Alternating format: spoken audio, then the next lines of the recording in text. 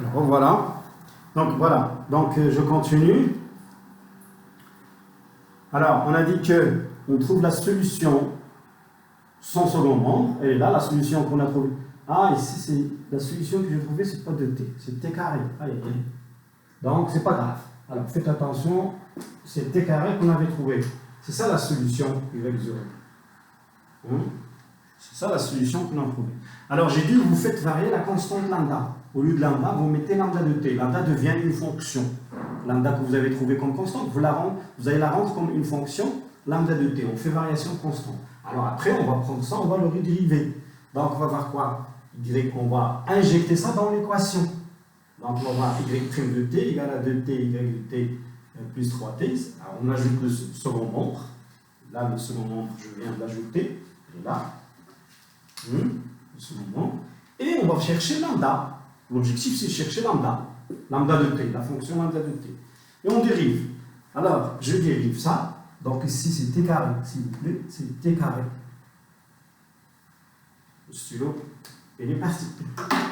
C'est t carré. Voilà. Prime égale à 2t, lambda de t exponentielle, etc. Je dérive ça. Alors ça, c'est lambda prime de t exponentielle t carré. Excusez-moi. Exponentielle t carré. Voilà.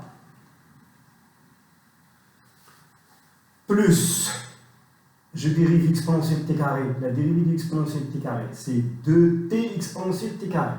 Donc c'est 2t, c'est 2t exponentielle t carré. Donc ça veut dire lambda de t exponentielle t carré.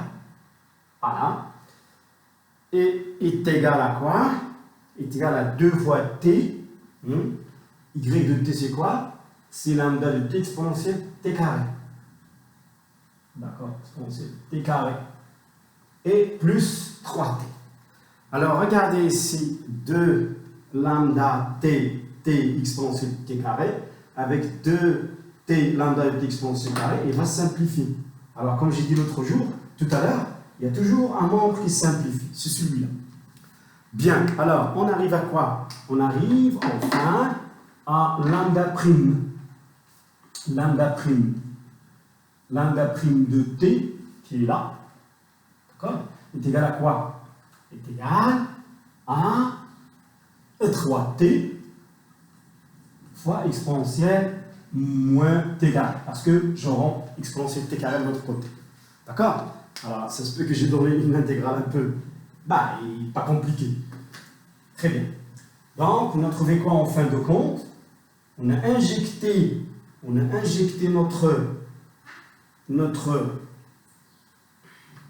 notre solution avec la variable lambda, on l'a injecté dans l'équation différentielle. Et on a trouvé quoi enfin? On a trouvé que lambda prime de t égale à quoi? À 3t exponentielle moins t carré. Ça va? Si vous arrivez, 3t ici, si vous arrivez à ce stade-là, pas mal. D'accord? Donc, il suffit de trouver lambda. Comment on va trouver lambda? On va intégrer. Donc,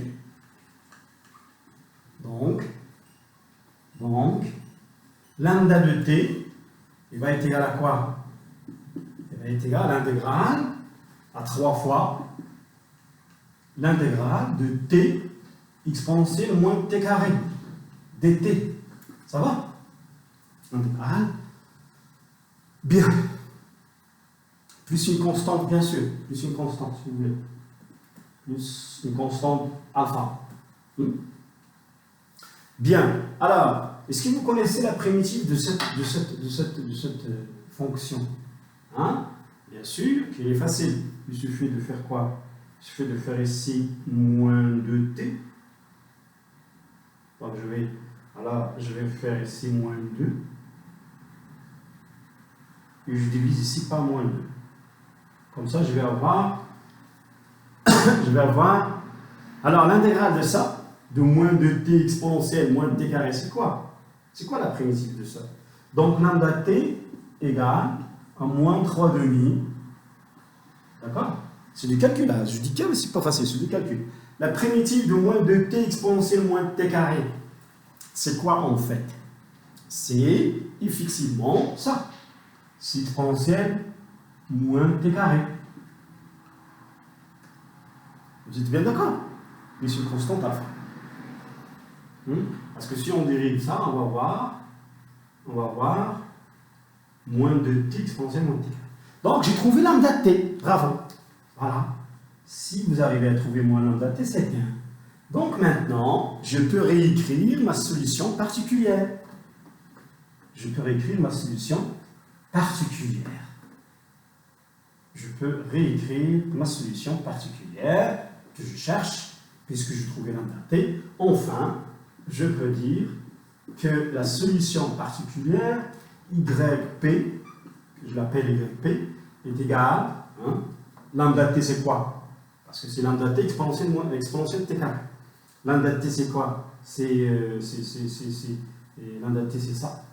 C'est moins 3 demi exponentielle moins t carré plus une constante. Plus une constante. Fois exponentielle t carré. Parce qu'on a dit c'est lambda t exponentielle t carré. Donc, voilà, donc j'ai trouvé une solution particulière. Le alpha ici, je peux le faire entrer avec constante. Donc voilà, donc c'est ça votre solution particulière. Très bien.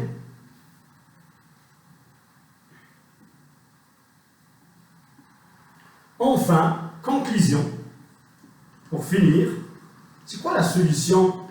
C'est quoi la solution générale? La solution générale de votre équation différentielle, je l'appelle YG générale. C'est la solution sans second membre qu'on avait trouvée plus la solution particulière. On peut le démontrer, on va démontrer ça. On va démontrer ce théorème-là. C'est la solution sans second membre plus la solution particulière. Ça veut dire quoi? Que Y générale, enfin, c'est quoi? C'est la solution sans second membre. C'est quoi? C'était quoi? C'était lambda. Ici, vous mettez lambda. Pas lambda t, lambda. Exponentielle t carré. Vous vous rappelez de la solution sans second membre? C'est ça.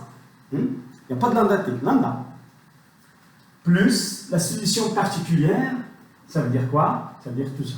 Ça veut dire exponentielle t carré, facteur de moins 3 demi, exponentielle moins t carré, plus une constante alpha. Donc ça se peut qu'il y ait des simplifications ici. Là, vous pouvez rentrer ça sur ça. Voilà. Donc c'est votre solution de l'équation différentielle que j'avais donnée au début. Ce n'est pas une équation différentielle facile, mais quand même je l'ai donnée un peu difficile. Je vais donner un peu difficile. Ça se peut que je peux faire un autre exemple pour bien consolider la technique. Je vais donner un autre exemple pour bien consolider la technique. Alors, ce que vous devez retenir, s'il vous plaît, vous devez retenir 3 choses. Pour résoudre une équation différentielle linéaire d'ordre 1, vous passez par 2 étapes. La technique. Vous prenez l'équation sans second membre, sans b. Vous calculez la solution y0. On l'appelle solution homogène, sans b. Il n'y a pas de b.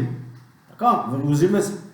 Une fois que vous avez trouvé y0 égale à un certain lambda, je ne sais pas moi, fois une fonction g,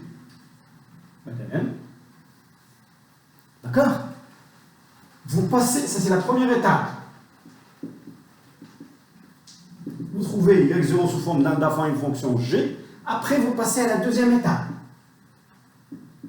C'est quoi la deuxième étape? La deuxième étape, c'est de trouver la solution particulière de votre équation différentielle. Comment vous faites pour trouver la solution particulière? Vous allez revenir sur la solution sans second membre, c'est-à-dire la solution sans homogène, et vous allez faire varier lambda. Ça veut dire que vous allez considérer lambda comme une fonction lambda de t. Vous posez yp, vous allez poser votre y particulière sous forme de lambda t, g de t. Ici, lambda c'est constante, mais ici, il devient une fonction. C'est ça qui est important. Lambda devient lambda de t.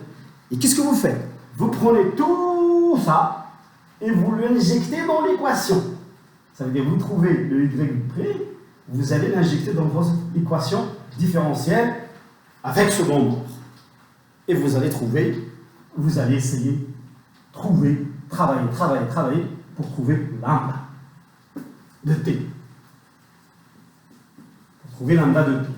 Une fois que vous avez trouvé lambda de t, vous remplacez dans la fonction YP et vous faites la somme des deux solutions. Et lorsque vous faites la somme des deux solutions, c'est la solution finale. D'accord? Je vais encore vous donner un autre exemple. D'accord? Alors, je coupe la vidéo.